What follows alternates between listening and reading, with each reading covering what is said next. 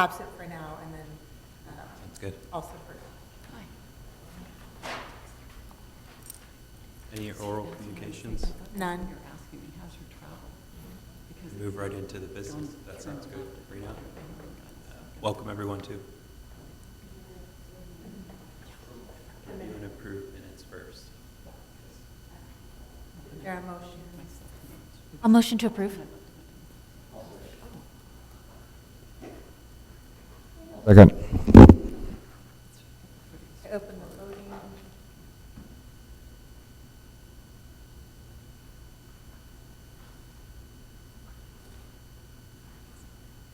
right. Now we can move into the, Wait, I have to wait for John. He might, let me see if there's a.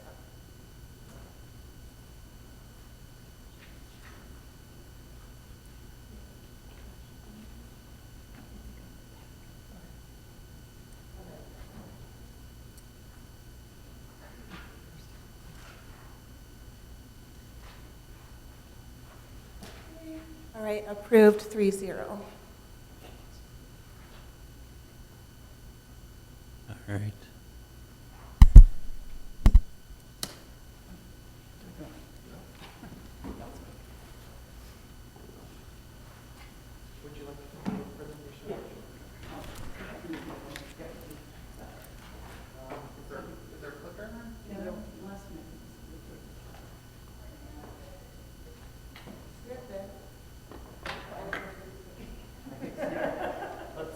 Okay.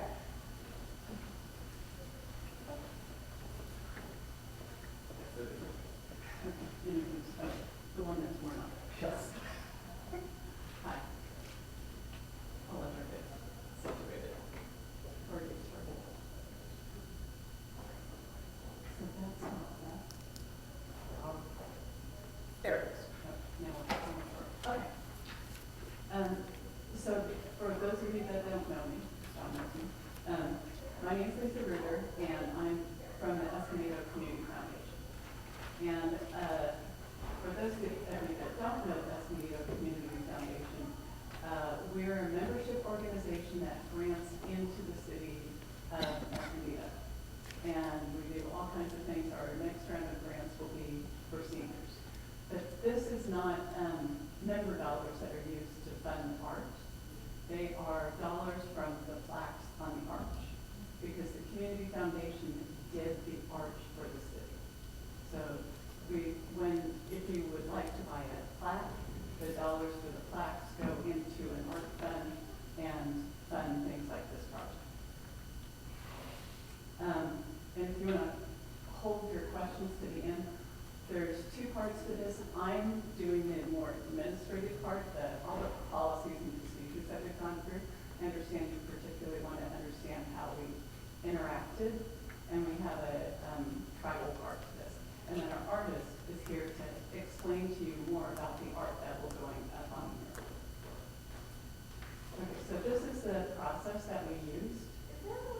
So we had a committee of 6 people, and we identified RFQ. So we went out and identified artists that we wanted to see more of their work. They sent in proposals in May. I just want you to understand that there was a lot of thought that went into this. And then in May 29th, we had presentations for all the artists. And on July 8th, the Public Art Commission approved the art. And did you get a packet up front so that you've seen the final mural? Okay, so the artist will be giving you that. After the Public Art Commission approved it, so that should have allowed the artist to start this, the question was asked by a commissioner, was the tribe involved in this? The answer was, there was a lot of research done, but there wasn't interaction with the tribes, which set off a lot of discussion, which ended up being really good. Just took a lot longer. One of the things that was also set in the proposal is there were 2 works that were identified, and the 2 works were given to the library, and public comments were given for those. for this 6-day period. So we got a lot of input from that. Then we contacted the tribe. The tribe actually runs throughout San Diego and into Mexico. So I'll flip past this because I want you to understand the approval process. We actually we have a member of our committee, which is Cece Lusky, and she knew someone that works a lot with the tribe. And an email was sent to all 12 tribes to have input on the art. So if they had any concerns about it, they could voice them. The person that also had input onto this was this Michael Connolly Miskwich, because some of the artwork in it was reflected from his work. So we needed him to say, yeah, that's fine if you use this. So as you can see, then there was a letter that we received from the tribal chairman of the San Pasqual Band of Mission Indians. And it was that tribe that needed to provide the input because they are the neighboring tribe, the closest tribe. So as you can see, they said in the letter, the mural design is culturally appropriate and accurately representing the cultural heritage of the Kumeyaay Nation. So that occurred on September. And then Michael, the other artist, approved using his artwork in October. So now we're here. And again, I wanted you to see, all these people received the art, the question. And as you look at it, there's all kinds of bands of tribes that I wasn't familiar with. Some seemed familiar, but they were given the opportunity to provide feedback. This is the actual letter from Stephen W. Cope, who's the tribal chairman. And in the letter, it actually says further feedback was recommended from Michael Connolly Miskwich. So then we have the email from Michael that says, this works for me, and here's the location that we're going to be putting the mural at. So I'll ask Tim Topolo to come up and show you his portion of the presentation. So the control, my name is Tim, I am the artist.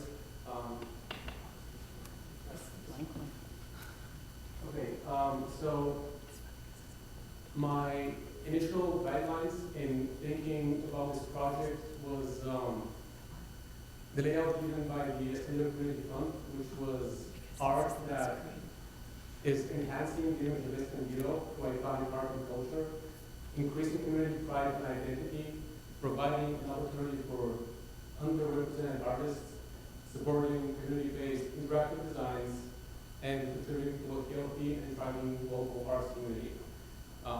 When I set out looking for the perfect building for my art, I settled on the library because it's not just one flat wall, but it's two converging walls, which gives a three-dimensional part to my design that I can work with. And the initial design that I created and submitted as my proposal was the one that's labeled as number 1, which shows a girl reading a book that tells the story of the Kumeyaay people with petroglyphs from local rocks, which is their pictorial designs, overlooking Dixon Lake. And then on the right, you have a stylized orange tree that arches over City Hall. And then the last part is a large Western-style sign that says Escondido, overlaying a Mexican-style floral pattern, which to me represents all the diversity that can be found in Escondido and in the area. Also, the interactive element in this is I was hoping that the wording Escondido can be used as a backdrop for people to take pictures against. So if you visit the city, you can go there. It's really close to ground where people gather. However, when I showed this to Mr. Landa, he had a couple of suggestions. First of all, on the other side of the library building, there's already a mural with a girl reading a book in a very similar pose, which made my inclusion of that figure kind of repetitive. Also, he suggested suggested depicting a woman of color if I wanted to depict a person. And also he said, hey, your style is a bit more abstract. You don't usually go for realism. How about we break it up a little? And we had that conversation about a week before the deadline submission. So I really took a brush in transforming the girl into a Kumeyaay representative person, as well as creating the second option, which is an illustration of the Kumeyaay creation myth, which is number 3. Number 3 also includes images, constellations based on the Kumeyaay tradition that were developed by Professor Misquish, who was then our consultant. I had a couple of conversations with him going over the actual myth, which if you look at the top image, there is a person around the empire relaying that myth. So it's going to be spelled out, visually spelled out at the bottom so people can see it. And then it's illustrated on the top in the style of Harry Fonseca, who is a native artist, unfortunately passed, but he worked within the culture of the Maidu tribes, which are a Northern California tribe. This is my suggested process for completing the mural. Each block of color represents a week. Something that will need to be discussed with the library board would be my need of occupying the parking lot adjacent to the wall so we can store the lift for 2 to 4 weeks there, and possibly having a small room that we can use for storage for the scaffolding that could also be used.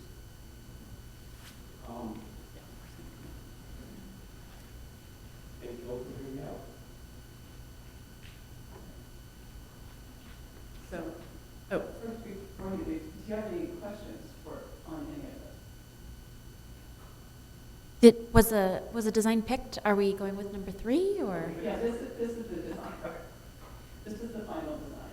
And so this took all the input from the library and from the tribe. So we had a lot of feedback from the public discussion. A lot of people opposed having a large human figure. Some people had concerns over the big fire behind the wizard, which represents the Kumeyaay god. Some changes that were made were the moon, for instance. It used to be very abstract in my initial designs. That was changed to a more naturalistic moon. What else was changed? The figure of the person telling the story also had a bit of a transition. But my biggest takeaway is that people were overwhelmingly supportive and excited about seeing this coming to fruition. So I feel very confident that the community is excited about seeing this come to be. Yeah, and when we talk about the community, it also has created some really good bonds with the tribal people. One of the things that's also happening is we were developing this process with the tribe, and the city needs to use the process because they have artwork that's going to also have borrow from tribal artwork. So we spent some time making things robust and creating good relationships. Here's our committee. And do you have any other questions then? I just wanted to say thank you for the extensive timeline and thank you for the consideration and all the thought that went into this and those discussions as well. So one of the things that we thought would be really great, because just because of the size, because remember how large that wall really is, this is actually a lot of words that are going across the bottom, and it's a story which deserves to be told. And it would be wonderful is as kind of a celebration, the tribe was able to come in and talk to it, and so it could be really something valuable for the community. And we always put a plaque up. This one might need a little bit more information. One thing that we found was missing today, I finally asked him, hey, what's the title of this? And he had some ideas, but we still need a title for this work. So that might be something that you might be able to come up with. Thank you, Lisa. Forgive me because I know we talked about this topic a couple months ago. What's the timeline on this? Just because we do have the upcoming renovation and. Yeah, it looks when like is your the building renovation? requires Tim would space. like to start this after the first of the year. Okay, because I know you provided time about roughly about how long the project, because we do have a renovation, there's gonna be an issue about storage. That, The project would take between 1 and 2 months, not less than a month, not more than 2 months. I'm comfortable saying that I can finish it within 6 weeks if there's no major interruptions such as weather or anything unforeseen. I would hope to be able to start sometime in January, which would give a final date of March, middle of March, let's say. There's still a lot of contracts to be signed and a lot of process that cannot be accounted for, but the way I see it, January to March. and, so once the project is complete, what about the public unveiling? I imagine that would happen about a week after it's finished, so again, most likely March. Okay. Any other questions? It was mentioned that you needed the board's approval for space rental or space use, storage? The storage part, I will be using a 45-foot electric conduit, which would remain in the parking lot where I will be working. That equipment occupies about 3 parking spaces, so that would just need to be sectioned out. So for the duration of the project, we will be missing our own 3 parking spaces. And I will also be using a 12-foot scaffolding, which I would assemble and deassemble each day. So I would just need a little room or hallway where I can keep it. Okay, I guess the people that are impacted by this is LS&S staff, so I'd let them speak to this. Based on what I've just heard, I don't think we'll have any problem accommodating. We might have a discussion with you once you start to figure out what might be the best way of storing and all that. I'll defer to Robert on behalf of the city as far as timeline, because as you just suggested, we are still in the middle of figuring out when construction and the closure for the library will begin, and so we'd want to put that in a timeline that aligns well with everyone's schedule and priorities, because we don't want, for example, construction getting in the way of you, or you getting in the way of construction, or something like that. Robert, anything to add?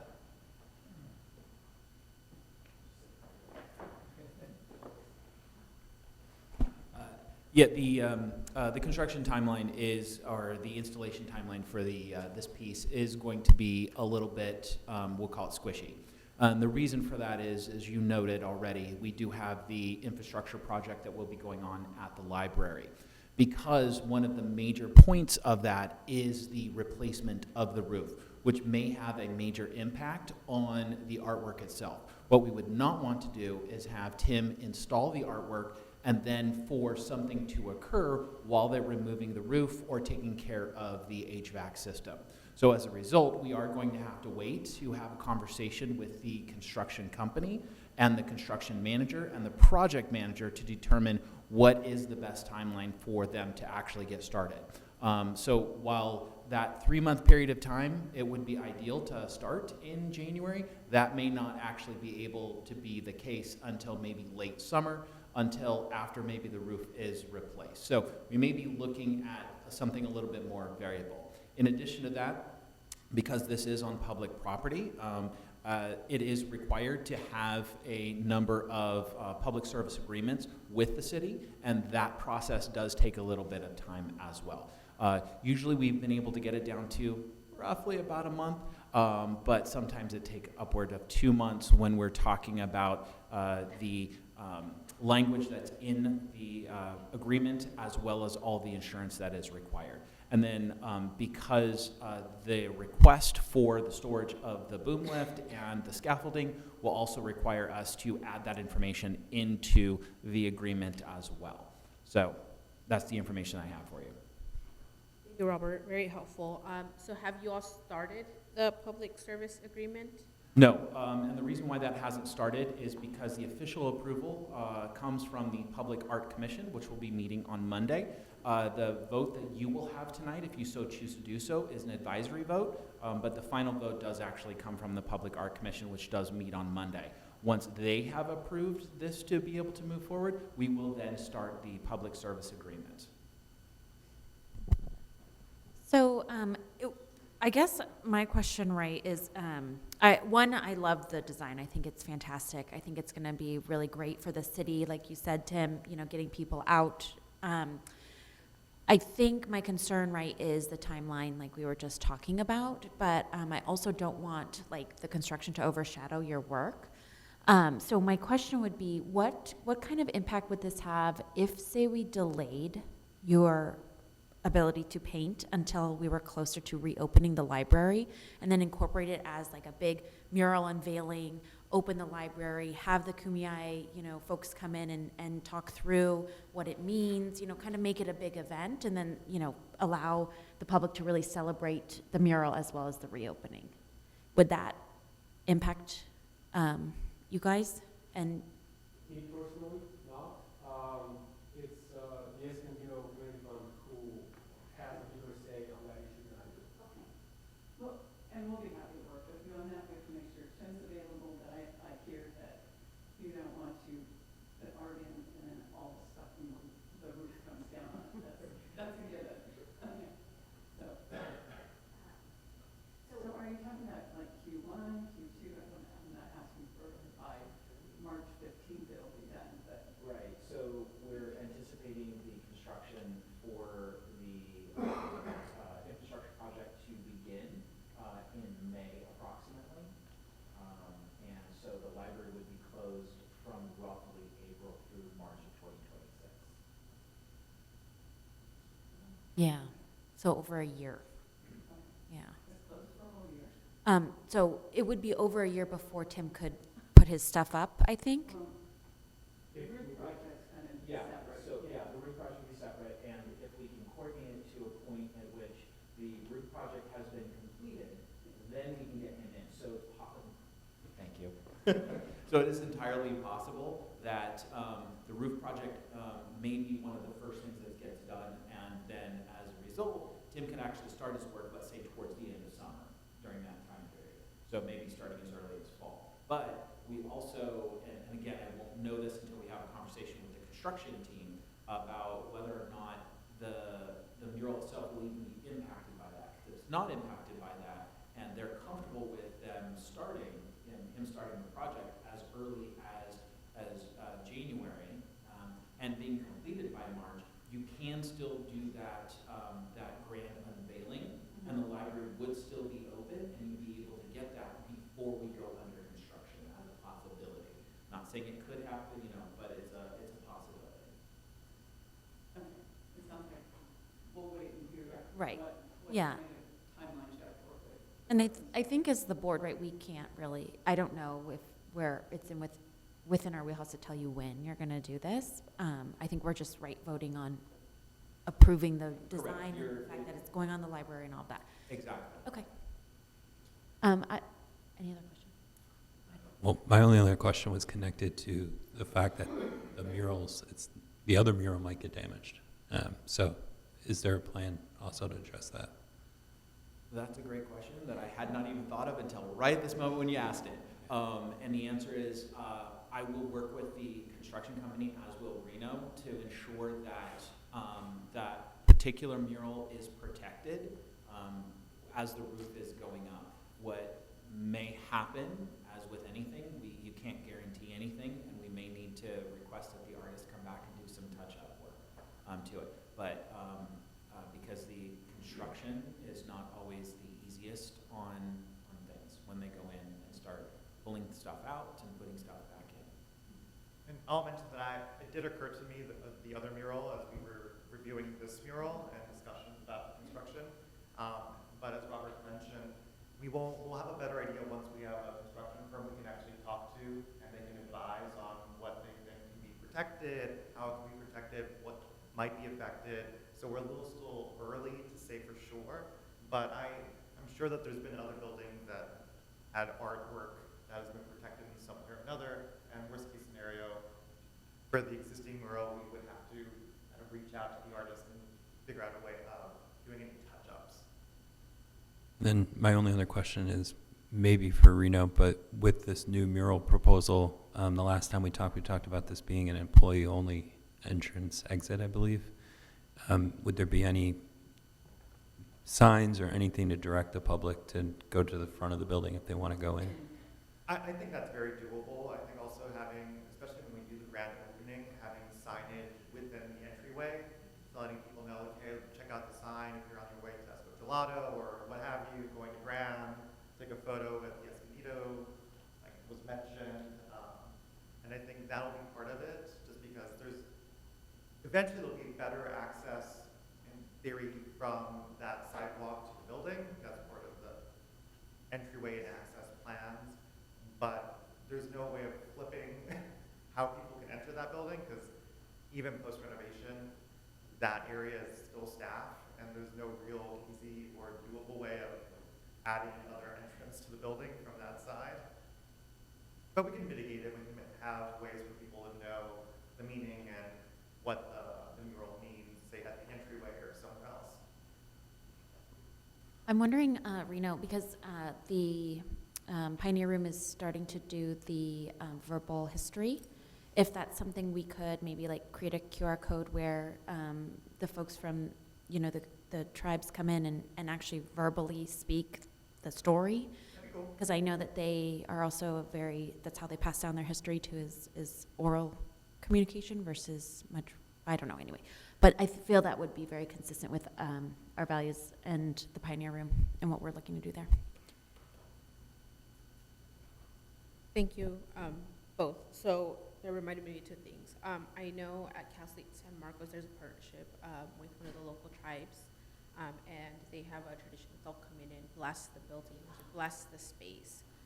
So I think that would be a unique opportunity during the unveiling to invite them and have them do that if they are willing. And so I do hope that in conversations with Reno, you guys are aware that this is the back of the library, essentially, right? And direction travels one way. Did we ever find out the visibility regarding lighting for that space? I know that was one of our questions last time.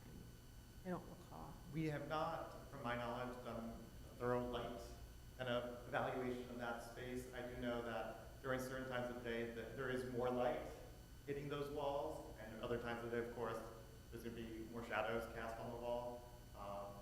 And I think, for me, once we see the art, we'll be able to see a better idea of lighting needs and perhaps additional lighting from below or above, something like that. In my working on this project, another reason why I picked this location is because there is an actual shadowing that occurs after 11 a.m., which would make my work easier because I'm not going to be directly under the sun, which is a good thing because I usually finish my murals with a high gloss finish, which brings up the colors, and if the sun is directly on it, that creates a glare. Not in this situation because it's in the shade for most of the day, which is a benefit. And at night, about 50% of the bottom of the wall is illuminated by street lights. So from that perspective, I think it's moderately well lit throughout. Okay, great. Yeah, that was just my concern that the painting would be visible during nighttime. And then my last is more of like a procedural question. I know one of our concerns last meeting was that so it sounds like the art commission is the one that really has the say about the mural and where it goes, which I understand. Just like the tribal was kind of, the input was brought in and it seemed a little bit more after the fact. It also feels that the library board was also after the fact. So John and I had a discussion about this, yeah, so I just, hopefully in the future, if anything that's, impacts near the library, we can have a little bit more of those discussions before it goes out into the public, because we are public facing, and so if there's questions about the library, we're caught off guard of what, there's a poll out there about the library mural. So hopefully, we could be looped in more. And honestly, we're happy to work with you, but, no, it was absolutely not intentional. So Of course, thank you. we're partners in the community. Okay. I'd like to make a motion to approve the mural. I'll second. Voting.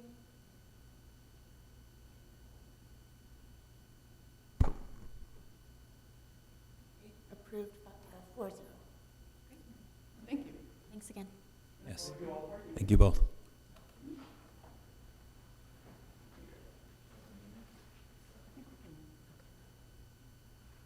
All right.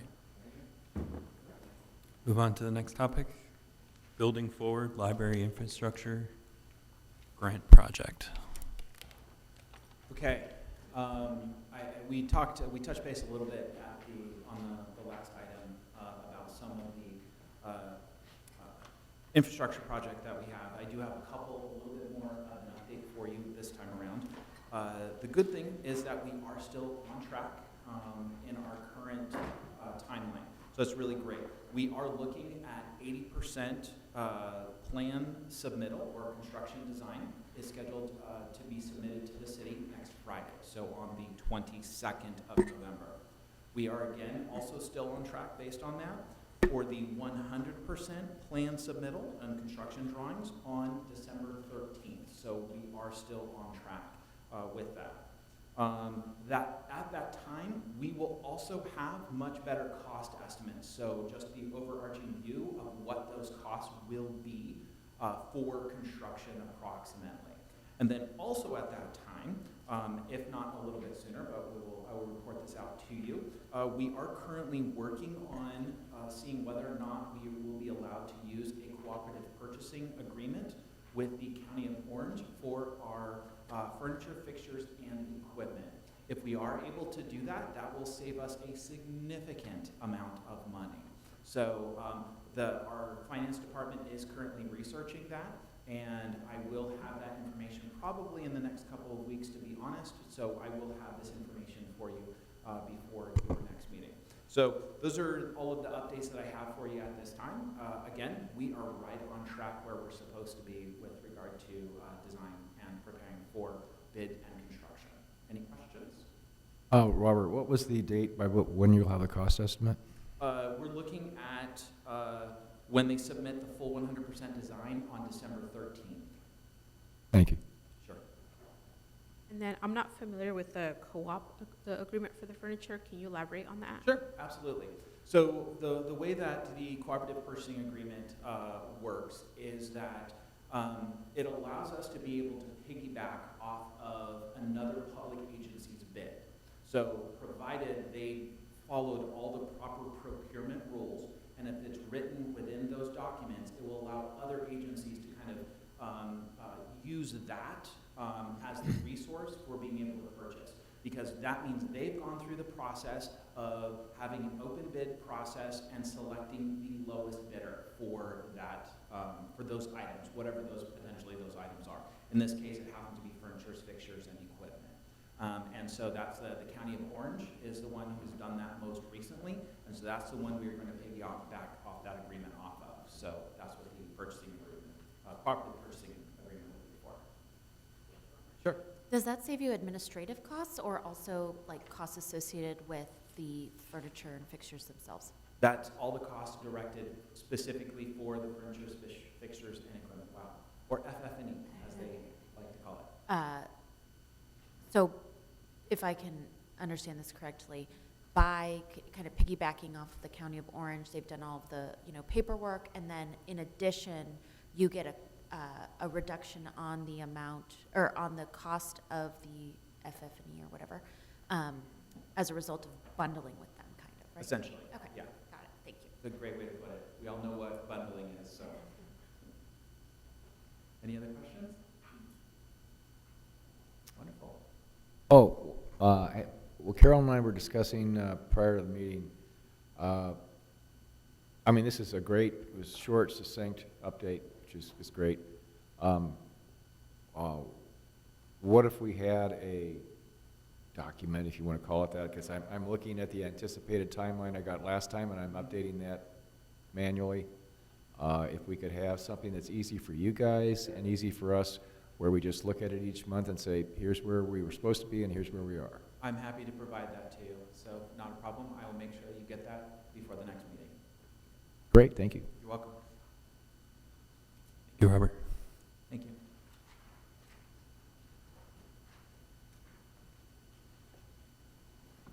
To go off that, the workshop report and discussion, did you have a presentation that you wanted to give, John, or do you want me to just recap kind of what happened on October 22nd?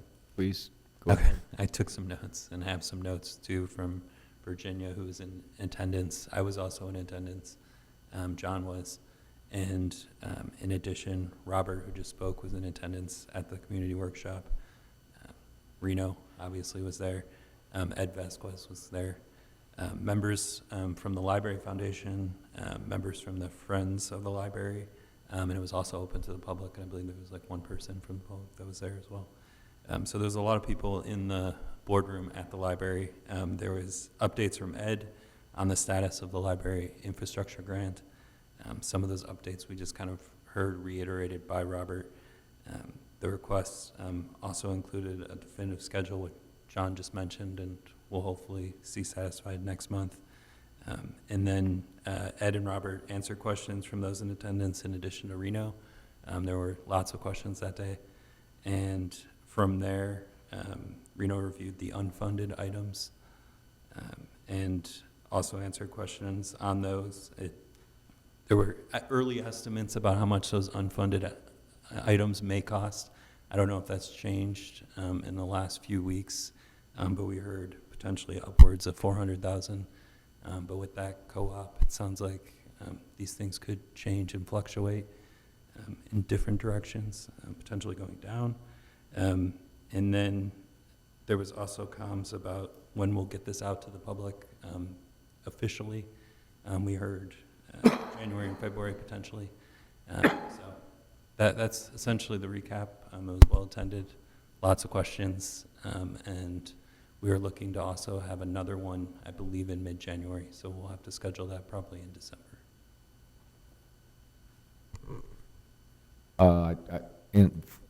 In essence, I have nothing to add except the fact that there was just you could in listening to all the parties involved, that includes the city, Friends, Foundation, and the Board of Trustees, we're all of the same mind on trying to have this project go as well as it can, and keep the library open during the shutdown, and cover as much of the unfunded requirements that are out there, which are still being defined, as we can, to make sure that this renovation goes well. There was,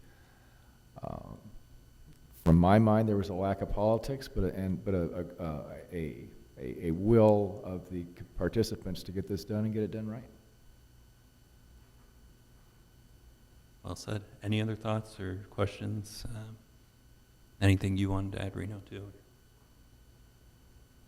No, we're all good? All right. Next topic, the library annual report. So first, let me apologize. I was hoping to get you some print copies, but we are a little behind in getting those printed. But I just dropped off the paper that is requested by our duplication department right before this meeting. So I anticipate we'll be able to have printed copies of the annual report out next week, probably later in the week if all goes well. And I will be posting a digital version of this report to our website, likely tomorrow. I just wanted to present it to you first. I'm very proud of our report. Let me. Okay, perfect. So I'll have mine here.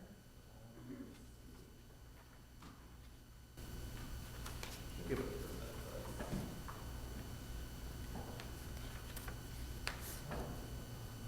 full screen mode. There we go. So I will go over kind of top level, and then I'm going to spend a little bit of time on the last section, which is our by the numbers, which gives us some comparison of data across the last 3 fiscal years.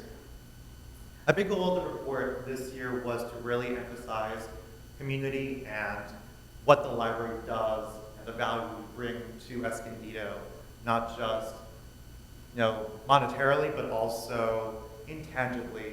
And that's why we see a lot of pictures of families, kids, and even adults using the library as we all know it is used, but not always recognized. Top level, cardholders, new cards, physical checkouts, and digital checkouts have all gone up steadily. This year, the design of the report overall, we structured it to align with our strategic plan and kind of highlight those events and activities that we believe represented the goals of the strategic plan without getting too in the weeds of what that plan is. One of our main goals in the strategic plan is to be a cultural hub and cultural connector, right? So library brings together the community, we embrace diversity, and we're a dynamic space for a growing community and a hub for local information. It was important to us that, one, those that are reading the report, the public, you, council, recognize who we serve. So we did include throughout the report little data bits like our population served, 150,000. What does that look like? So we know who is the end user of the library, who's actually coming, who are we targeting when we think about programs, when we design activities, and we do outreach. We've had a number of great partnerships over the last few years, and we've developed more and strengthened those that have been in the past. You can see here we've had visits from the San Diego Air and Space Museum and U.S. Naval Aviation volunteers coming in and doing talks both for kids and adults. We, of course, continue to have many cultural events throughout the year at the library, everything from our Persian Cultural Center and Nowruz celebration to our every year very popular Dia de los Muertos celebration that we just had. And going forward, we continue to try to strengthen especially our Spanish language offerings by adding more story times in Spanish, strengthening those Spanish language collections. Those are all high priorities for us, both this past year since I came on and going forward. Embracing emerging services. So this is something that is taking us a little bit of time because a lot of emerging services do require a bit of an investment as far as technology. That being said, those are still high priorities, and we keep looking for funding opportunities for that. So growing in more technology. We've recently added more circulating in-house tablets for the kids, and we're just purchasing right now even more, so that way we have more options for those that come in that don't have access to technology at home to get a bit of that experience when they visit the library. Computer sessions, Wi-Fi sessions continue fairly strong. We have noticed a trend that Wi-Fi steadily has been about the same or increasing. Computer sessions have been strong, but the percentage of use of computers, say especially in adult section, they always get used, but they're not full at capacity all the time. So we are looking right now at ways of improving computer user access, and that is hand in hand with the renovation plans. So we're looking for ways of circulating laptops rather than the stations that are stationary. So that way we take advantage of the increase in space so that people can use the laptops in more spaces throughout the library. So we're constantly thinking of whether the technology we have in place is meeting the needs and demands of the public, whether it's we have just enough computers or too many computers, so the match is right. We don't want to have too many of something that's wasting space, but we also have to be mindful that people do need those resources if they don't have access elsewhere. Of course, our programs continue to be very varied and exciting in my opinion, so both myself and our programming team are always looking for new ways of approaching our different demographics served. So of course our children's programs are the highlight of our events and programs. The majority of attendance is coming from children and families, especially our story times that are now daily. But as you can see here, we had just over 1,300 free events with 26,000 people in attendance throughout the year. Highlights include, of course, I mentioned, those cultural celebrations are sometimes grant funded, but also things like our Star Wars Free East Day and, say, Free Comic Book Day. Those are always very welcome and exciting. Supporting the Escondido economy, in my mind, is something that is one of my favorite strategic goals, because a lot of people don't associate their public library with economic development. But the reality is that we are, for many people, the place they go to do business. They might be doing a job application online on a computer because they don't have one at home. They might need space away from home to get some work done, away from kids or family, or what have you.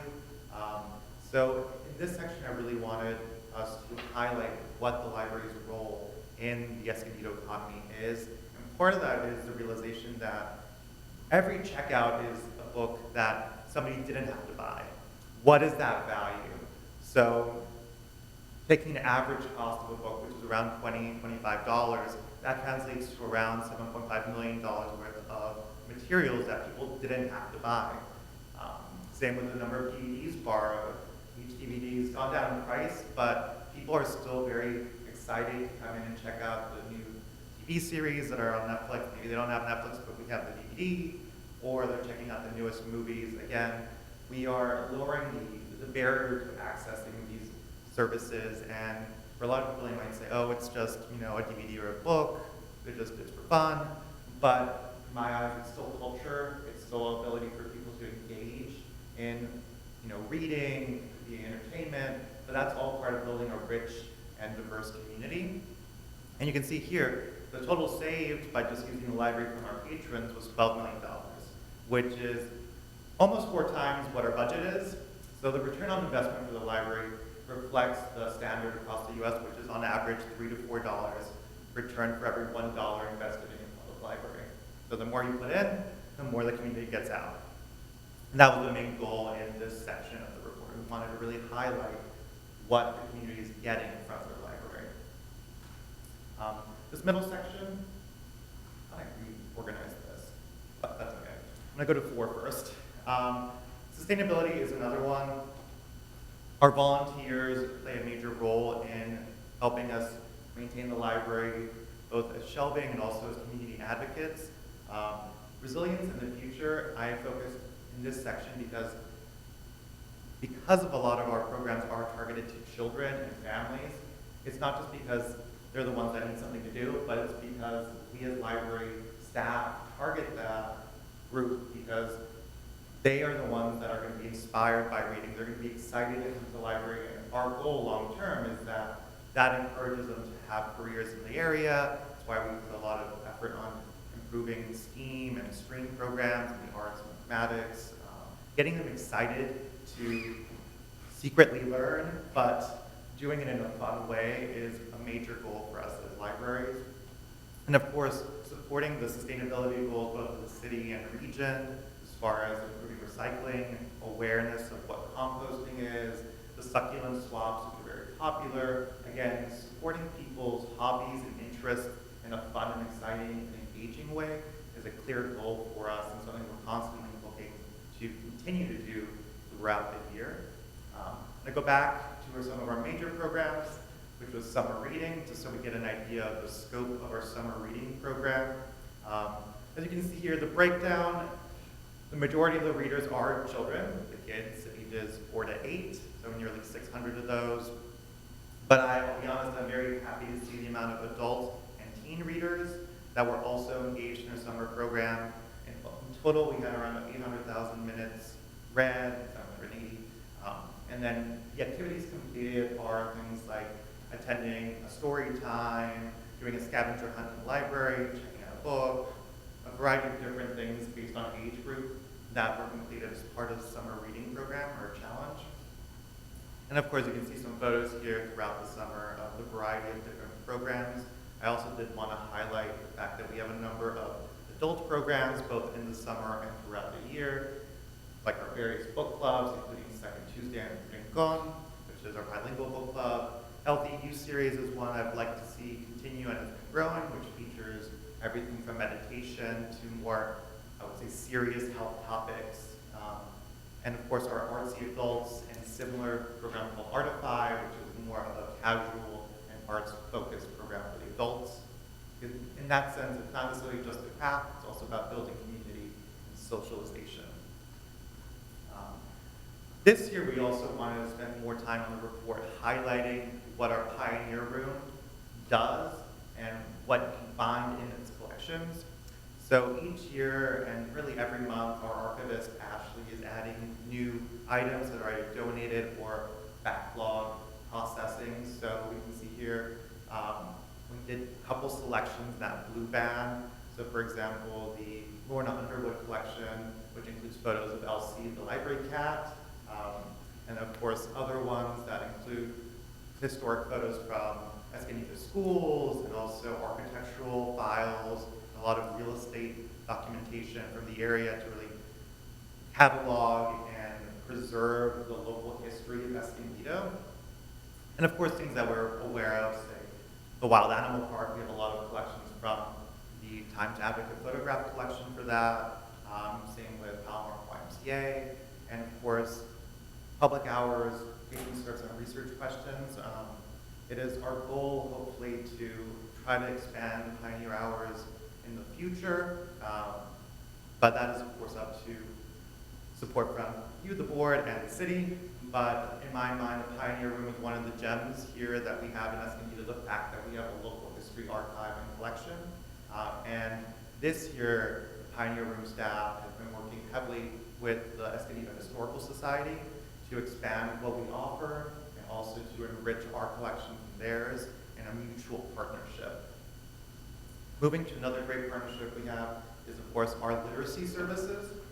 So the majority of our literacy services are funded by state of California grants. So you can see there we receive around $200,000 in grant funding from the state library for our literacy programs. The program has been running for more than 30 years, so we're one of the oldest and longest running literacy programs in the public library here in California. Currently we have, at the time of the report, 145 active learners. That fluxes because some people join, some people leave as they've met their goals. And last year we had around 2,000 instructional hours. Each year we try to, with the added funding, which is dependent on how many people we serve, so the more people we can reach, the more money we get the next year. So as we are able to add more staff, we're able to add more capacity for classes and tutors and training. So you'll see that. I recommend you take a time to kind of review the literacy learner stories if you haven't had a chance after this meeting, because all three of them, these were just three of many, but these were ones that were highlighted during our annual literacy dinner. Great stories, but it does kind of show the impact that our literacy services have on the people here in Escondido that participate in our literacy program.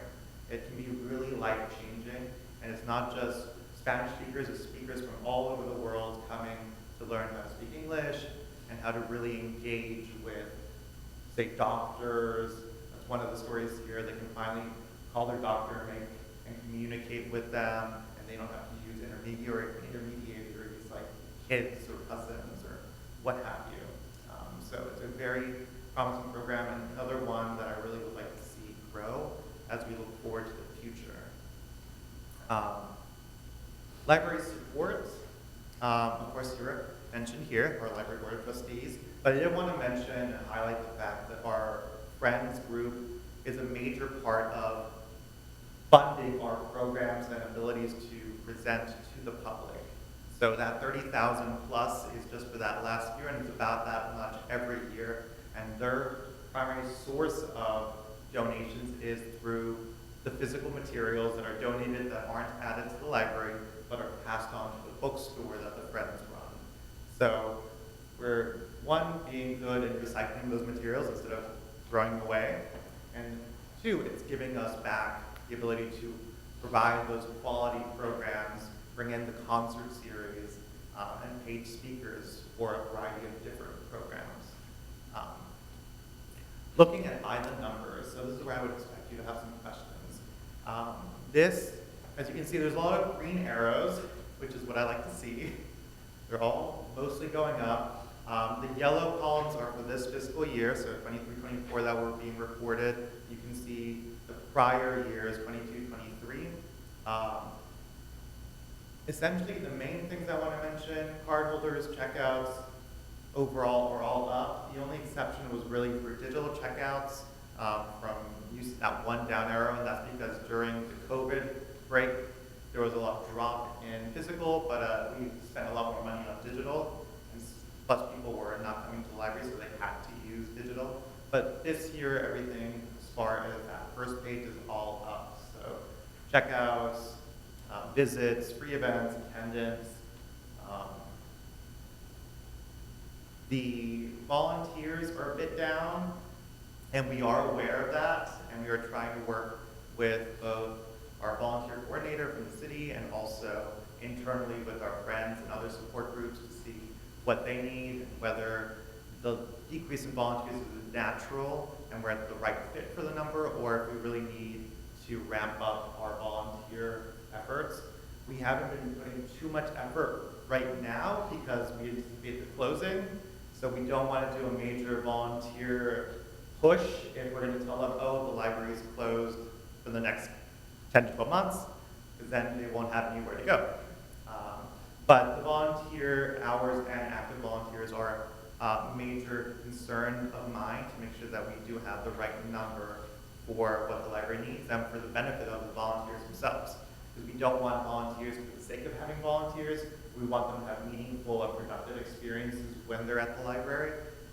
And that's for all ages, not just our volunteers that tend to be more senior retirees, but also our teen volunteers and everything in between. You see computer sessions. Wi-Fi sessions have gone down. That, again, I'm still investigating because I, unfortunately, and we at the library do not have access directly to a lot of the Wi-Fi and website information. So it's a bit of a dialogue between us and City IT, the Information Systems team, to make sure we fully understand what is happening. And it could be a variety of things. It could be the methodology might have changed of what they're counting as a session, and that's what we still have to investigate more. Overall, I don't actually think it's decreased. I think there was probably something going on in fiscal year 23, because the number of sessions seems to have leveled back off to 167, 177 thousand per.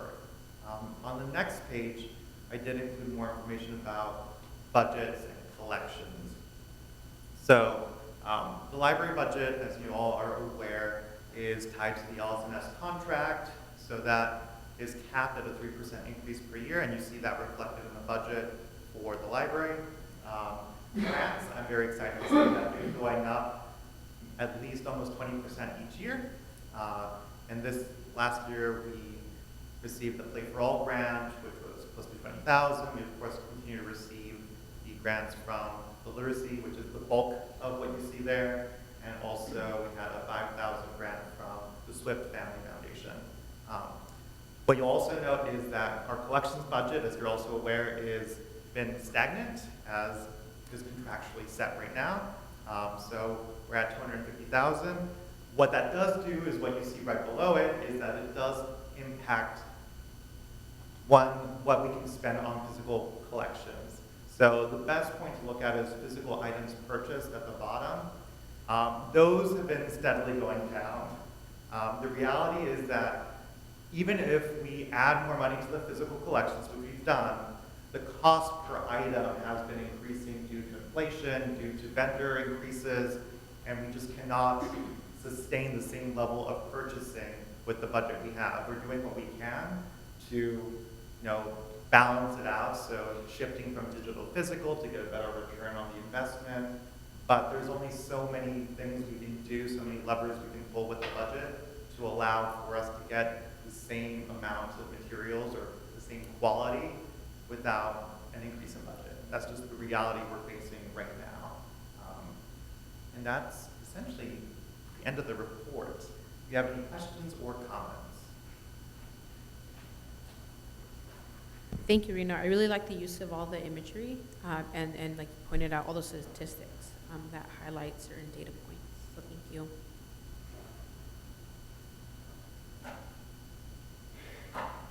I think you communicated the value that the library brings to the community very well in this report. I think it, we didn't see it like this last time. No, not at all. So, I think it's a great format, and thank you for doing it. I also have to commend this, your design of the report this way is really good, for a lot of reasons. But just the way you are managing the process and the people here at the library, I am just amazed at what you've accomplished. And you've been here less than a year, have you not? Okay, this is absolutely astounding in a very positive way. And I would note that the citizens have agreed to add 1% to the sales tax of this city. And I suspect that the ARPA thing's going to remain unchanged because we've got to use that money up. But there's also a citizens oversight committee, as well as there's the ability of city and the ability of this board to all focus on the fact that having the same collection budget since 2017 just is not working. And we need to get it increased and get it tied to some cost of whatever cost of living thing there is for if there is one for library budgets. We need to get it increased and then get it tied to some index to where it makes sense to just have this continue to support the community instead of just slowly sinking into a hole.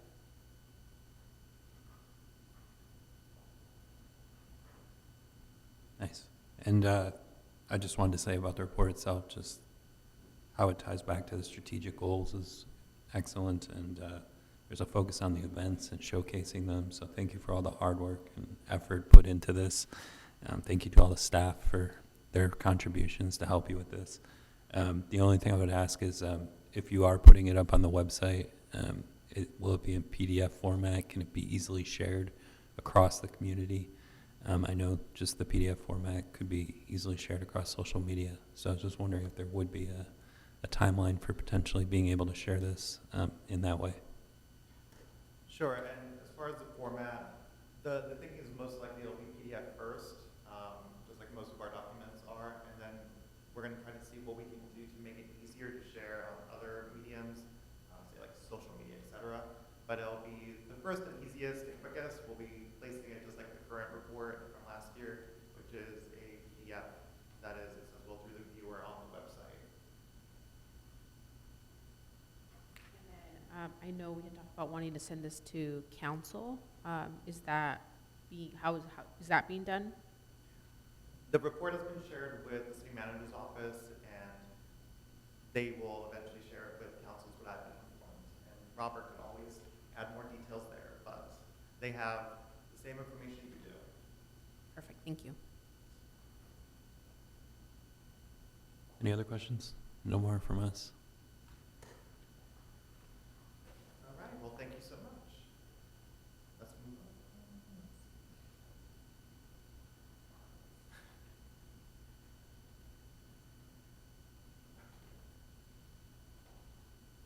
So the monthly statistic report for September, just move in.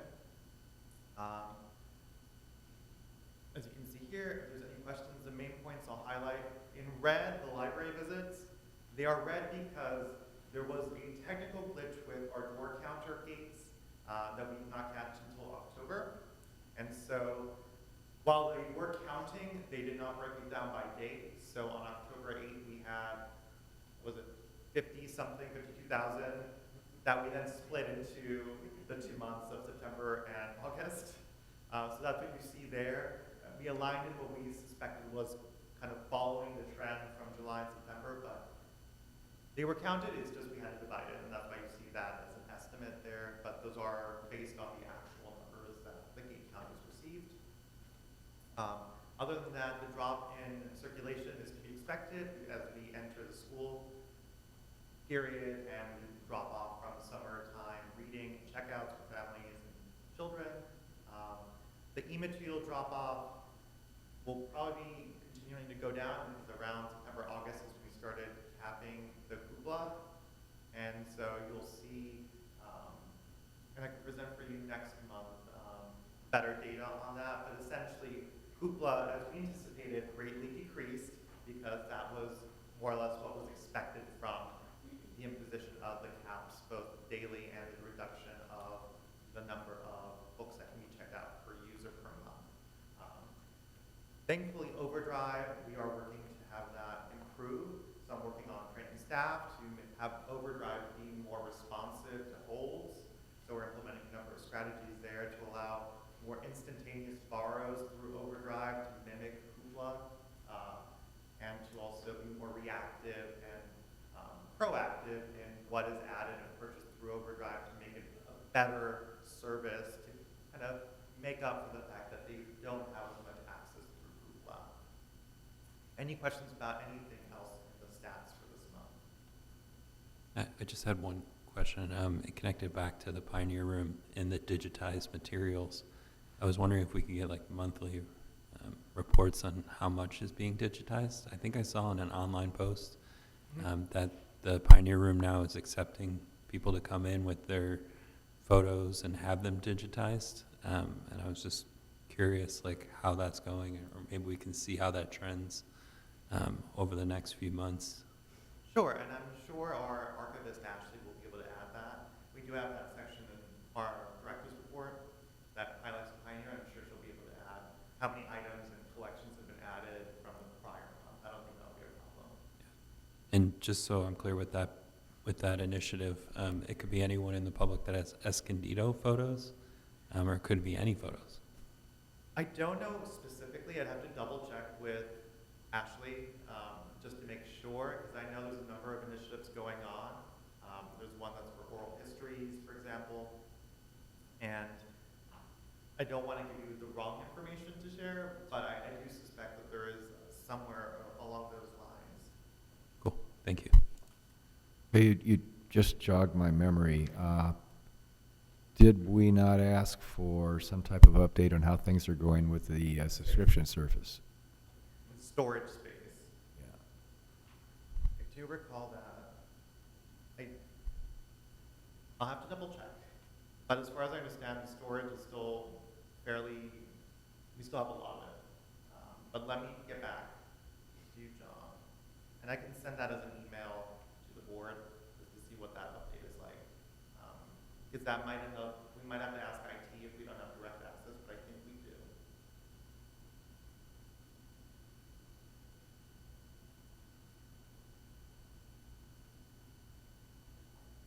Other questions? No, we're good. Strategic plan.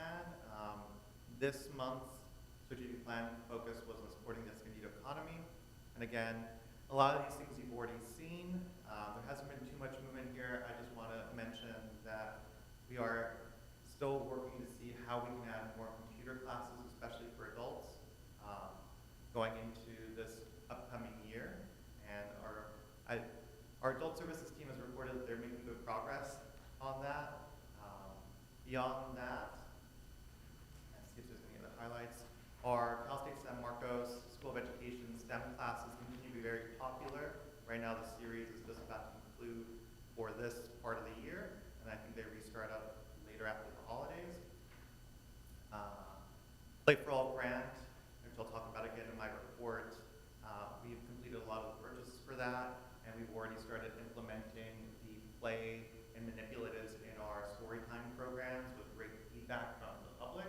We also reached out during the story times to ask what their preferences are for future purchases through the Play for All grant, such as wall manipulatives. So they voted on which ones would be purchased.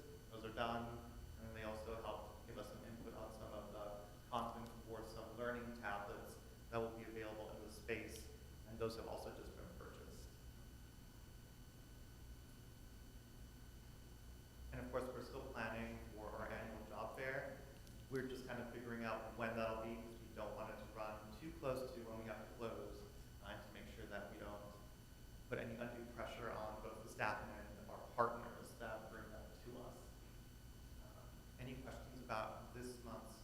quarterly strategic plan update for goal 3. No, we're good. Thank you.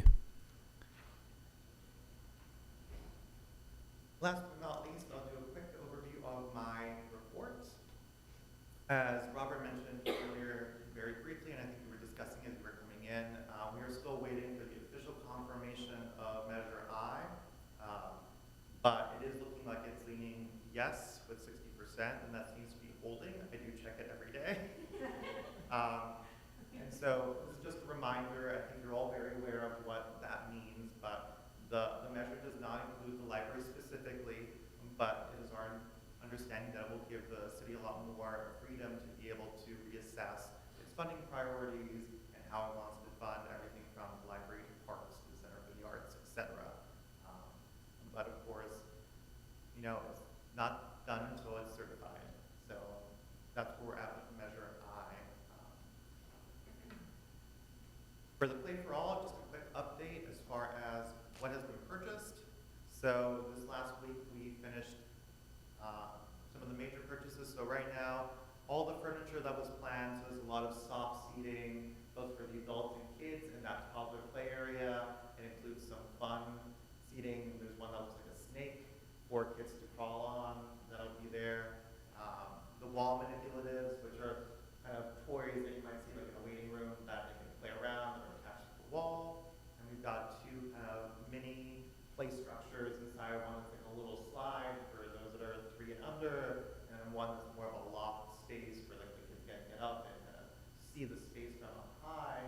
And we're thinking right now of finding items and equipment to kind of put underneath that loft, like a play kitchen or something like that, to continue the play elements. And the main focus of this Play for All grant is to really bring play to the public in an accessible way that is enriching and brings together those elements that are fun, that are also a little bit educational.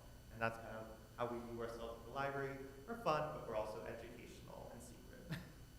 And sometimes more overtly, but I always like kind of the approach of Bill Nye the Science Guy, to make it fun and engaging, and they'll want to learn. Staff changes, just a quick update. We're currently in the middle of hiring a library associate for our children's department, our youth services department. That position became vacant when one of those staff moved over to a full-time literacy staff position. So they're now helping with our literacy and family literacy specifically. So now we have an open position in youth, and we are actively recruiting and interviewing for that. We expect that one to be done by the end of this month, probably starting early December, probably December 1st is when we anticipate to be fully staffed again. And just quick highlights, I'm not going to go through all these, but we've had great programs. Concerts continue to be very popular. One that I really was happy to see great turnout was our trivia night, the Horror Jeopardy, or Jet Party, since we can't use copyrighted materials. But we had 25 adult participants coming in and answering questions about horror trivia, and we're already planning some more of these in the spring to see if we can keep the ball going, the excitement for our adult community. Pioneer Room highlights, and this is the area where we can add in those stats you've requested for how many things have been digitized and added. Pioneer Room, we have currently Latinos in Escondido, the history project.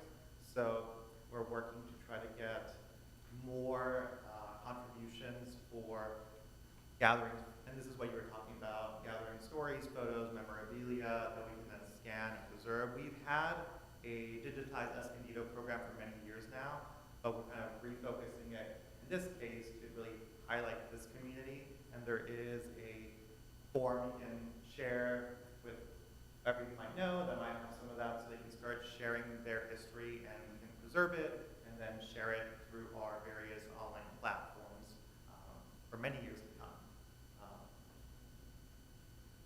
And of course, our youth services, Star Wars reading is very popular, and also mentioned I was at the Not So Spooky Story Time doing our photos. You can see the green screen photos. So we are trying to leverage some of the tech that we already have in the libraries. We already have very good cameras and green screens, but trying to use those in a way that's a little bit more modern and interesting for our community to enjoy their visits. In different way and our programs in a different way as well. And that's it for my report. Any questions?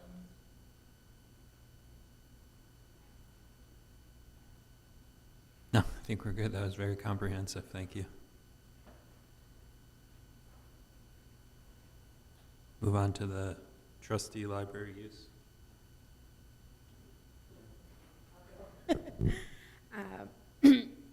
I had the opportunity to check out some home improvement books because there's been a lot of repairs that have been happening, and so I got two really big books, and so they've been really helpful. It covers everything from like fencing to electrical and plumbing, and we've tackled a project in each of those categories at least. So, and I'm excited tomorrow to be attending the drop-in genealogy workshop. So I'm really glad I'm going to be able to make it.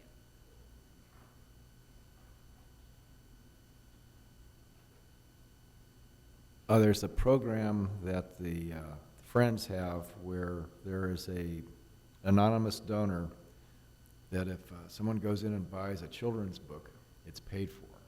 And he just gets a bill from Friends once a month for whatever, a couple $100 that is, and he pays it. And I found out who it is. Not telling.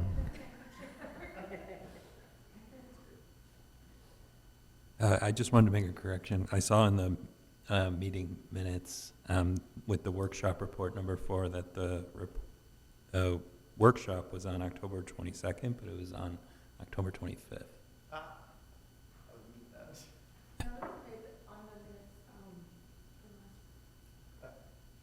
Anyway, small little detail. Cool. Yeah, my only connection really to the library was the workshop that I attended with a few other people here, and then dropped off my ballot at the library, and yeah, that was it. Thank you. I was able to participate in the Frenda, so I really appreciated that. It was the first time I've ever done that, and I left. I love that there were little notepads where you could write down who you wanted to remember. So I wrote down my 2 grandmas, and then a very close, the grandma of my best friend. So it was great. It was a good way to honor them. And then I also dropped off my ballot at the library, and I have a friend who dropped off her ballot at the library. So I like that we Well, can do that. yeah, so did I. Yes. All right. I think that's everything. Adjourned.